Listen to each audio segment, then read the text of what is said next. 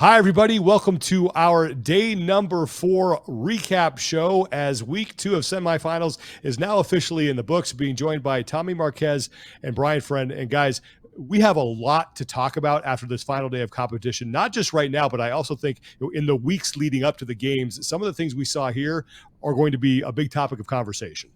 No doubt. And, obviously some adjustments at the top of the women's leaderboard. I think there's going to be some adjustments at the top of the men's leaderboard, especially within the top 10 after some of the performances we saw this weekend. Yeah, and I mean, we'll do our best to hit on as much as we can today, but there's a plethora of rookies that are making their way to the games and some big storylines with some veterans that are really putting their name in the conversation for, at the very least, podium threats when we get to the games. And there are also some big names that didn't make it, and that's where we are going to start. We're going to start in South America, and we talked going into this that it was Guy Mayeros versus the field. We penciled him in as far as a guy who's probably going to take one of those two spots, so who's going to take the other one? Turns out Guy did not qualify, and that is a shock.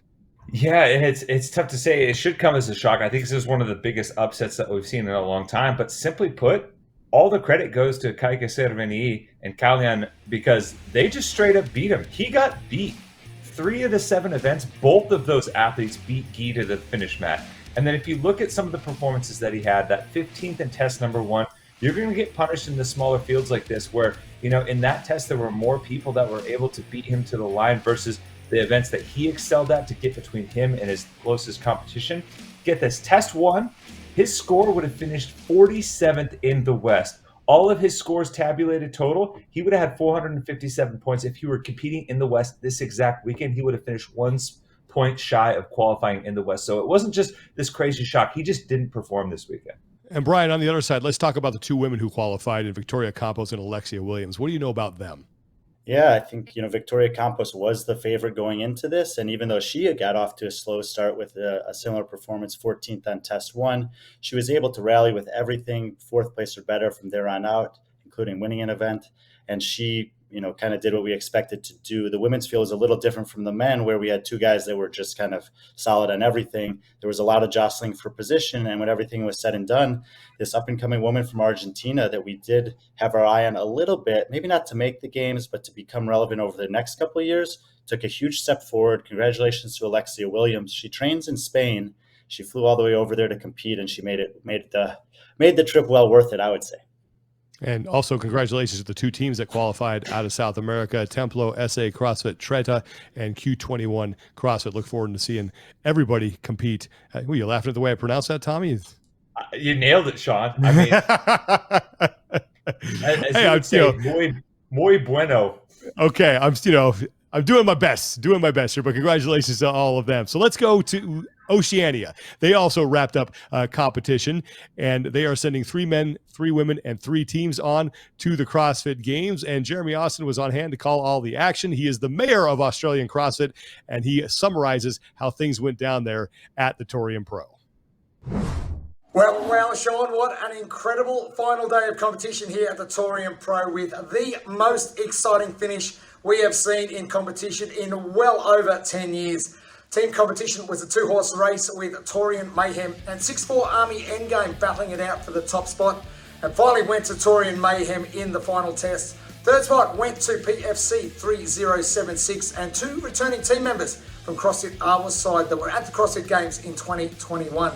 Men's competition all sewn up by Jay Crouch heading into the final test and his 6th trip to the CrossFit Games. Former teenage athlete Bailey Martin took 2nd and his first crack at the open division.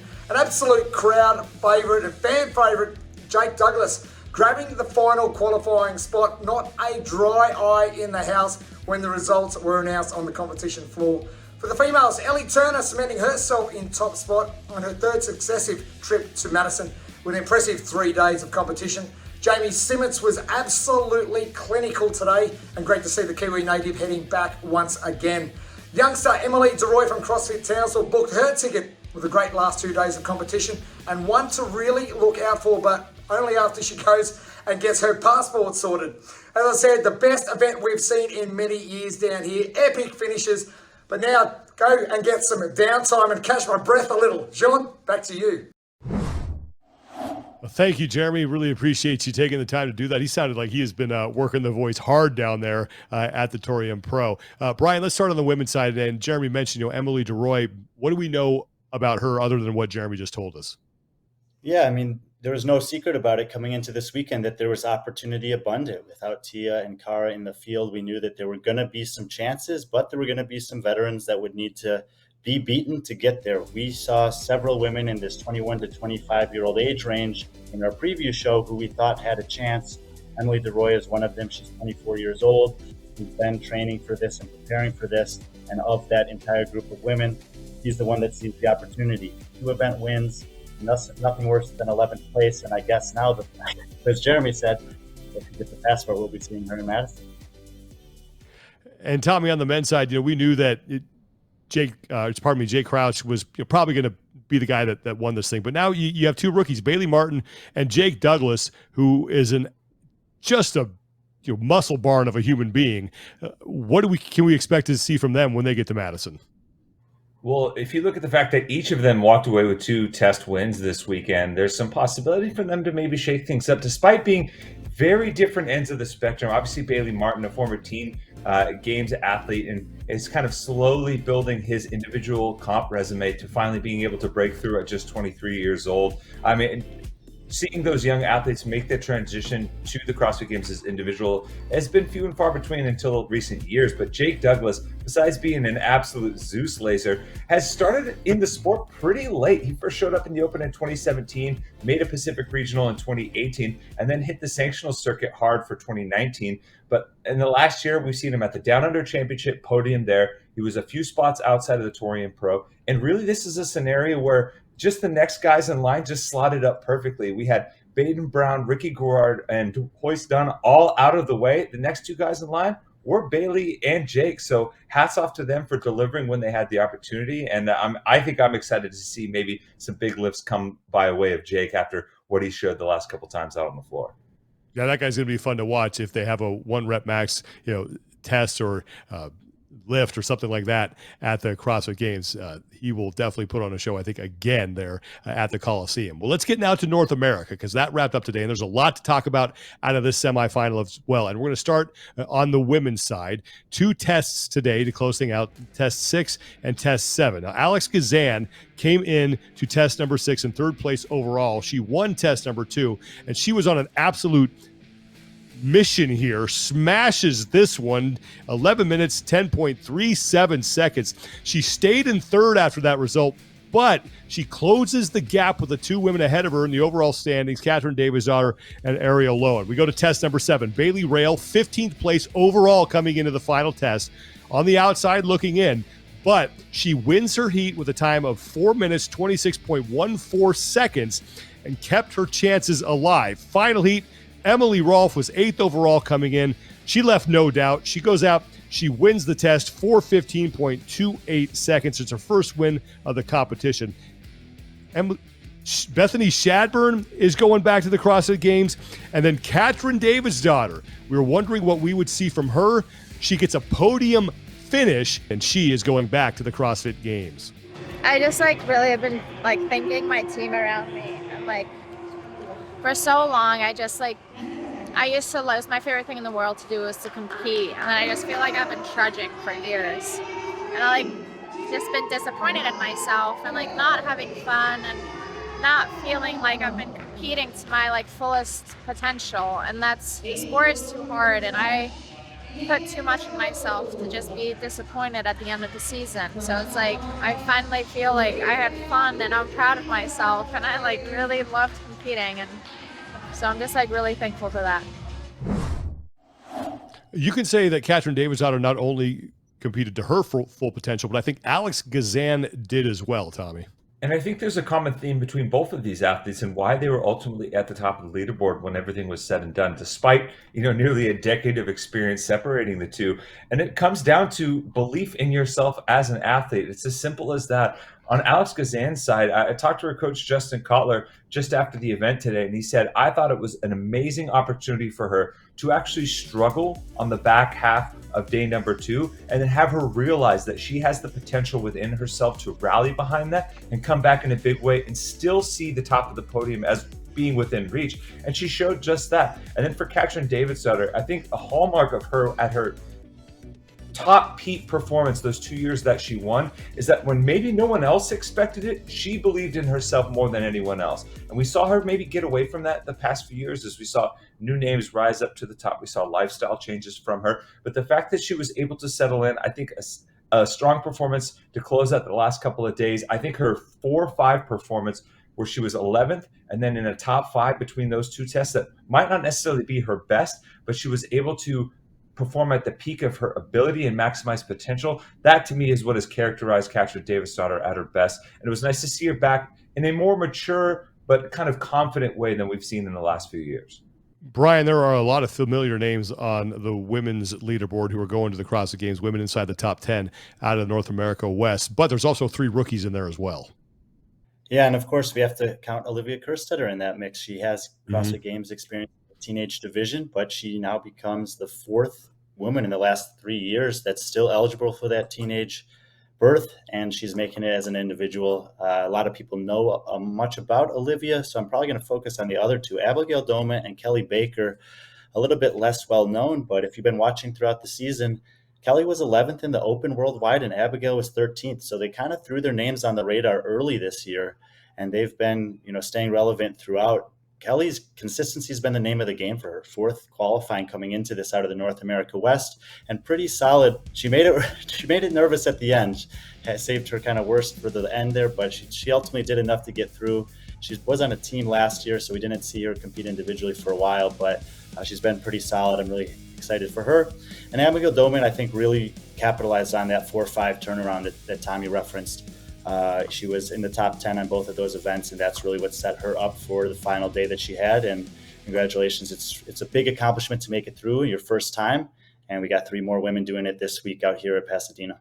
Well, let's go over to the men's side, where we had a great race at the top of the overall standings, and we had a really fun race to watch for that those final couple of spots to the CrossFit Games. We'll start in test number 6. As Colton Mertens, who came in 11th place overall, needed a big performance. He would take 3rd place in the test, and that would move him into a qualifying spot heading into test number 7. Cole Sager, meanwhile, he was 12th place overall coming into test number 6. Sager would take 5th, and that would move him up to 9th place overall. But Justin Medeiros in the final heat, this guy was on an absolute tear. All of his finishes had gotten worse throughout the competition. Turned that around in a big way. 8:55.89 seconds, wins the test, sets a record, the only man to go sub 9 in this thing, and that put him solidly in the top 10 and on his way back to Madison, Wisconsin. Test number 7, Pat Vellner outduels Brent Fikowski. Vellner finishes on top of the podium and wins the North America West semifinal. Cole Sager, he hangs on to that final spot to the CrossFit Games.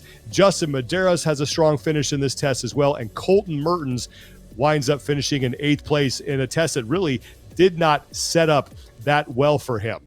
But Tommy, let's talk about Justin Medeiros, because I think a lot of people look at this, and I don't know if they're raising an eyebrow at it, but are you concerned at all with the fact that maybe he did not look like himself?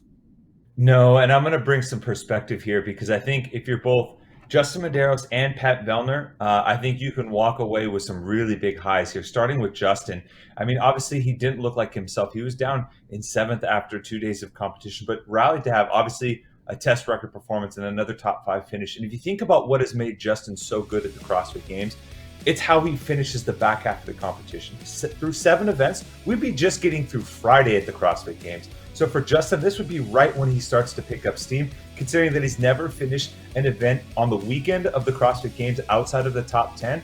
You could look at this past weekend and see how he rallied from a couple of rough days and know that, hey, this is nothing different than we've seen in Madison the last couple of years. And then for Pat Vellner, the big thing for him is he's going to take chances, and knowing that those chances may not go your way and it won't completely unravel your weekend is a huge deal. We saw him have a mistake on the pirouettes in event number 6. He was still able to hold on to a top 10 finish, and then he came back with that final event to get a test win and seal the deal on a top performance and the top of the podium. And I think that's something both can hang their hats on. Brian, a couple other big stories that I mentioned it. Cole Sager going back for his 10th straight trip to the CrossFit Games, and Chandler Smith rebounding from a tough year in 2022. Yeah, we'll start with Cole. I mean, we had a chance to run into him this morning and kind of just looked at each other and said, well, we've been here before. And sure enough, he rolls out a 5th place and a 3rd place finish, and he's certainly made a habit out of doing this. It's like you kind of expect it, but 10 years in, we heard Noah Olson say last week, you still get nerves, you still get anxious, and you still have to go out there and do the job. And Cole Sager once again was able to do that. 10 straight years in a row is nothing to turn your head at. Chandler Smith, definitely up and down in 2022. Obviously had a super rough go at the Granite Games last year, came back 2nd place at Rogue Invitational, competed through this year's quarterfinals with a broken wrist to get into this competition. And coming in, we weren't sure where that would be. There was a lot of demand on the wrist with a heavy snatch, handstand walking, and handstand push-ups, ring muscle-ups. He answered every question. He had a pretty steady weekend, never was out of a qualifying spot, and I think that everyone is very refreshed to see him back at the games. I believe, male or female, he got the biggest standing ovation of anyone out there. Yeah, it was great to see Chandler, and if you watched the announcement, he looked right in the camera and he mouthed, "I'm back," and definitely looking forward to seeing him compete once again in Madison, Wisconsin. But we have 1 week remaining of semifinals, and I'm sure we'll have a lot to talk about coming out of that weekend. We are going to have the Europe semifinal taking place. That's going to be in Berlin. They're going to send 10 teams, 11 women and 11 men to the CrossFit Games. And then Asia, the semifinal for that competitive region, will be taking place. They have 2 teams, 2 women and 2 men who will be heading to the CrossFit Games. I want to thank Tommy and Brian for taking the time to do this on the final day of semifinals. I know you guys are both pretty tired from all the hard work you've been putting in. Really appreciate you taking the time to do this. I want to thank everybody for watching. We'll have more coverage throughout the week, and if you haven't, you can follow us on Instagram for all the great coverage, videos, and interviews that Lauren Khalil has been gathering on site here in Pasadena. Thanks so much, everybody, for watching. For Tommy Marquez and Brian Friend, I'm Sean Woodland, and we'll see you next time.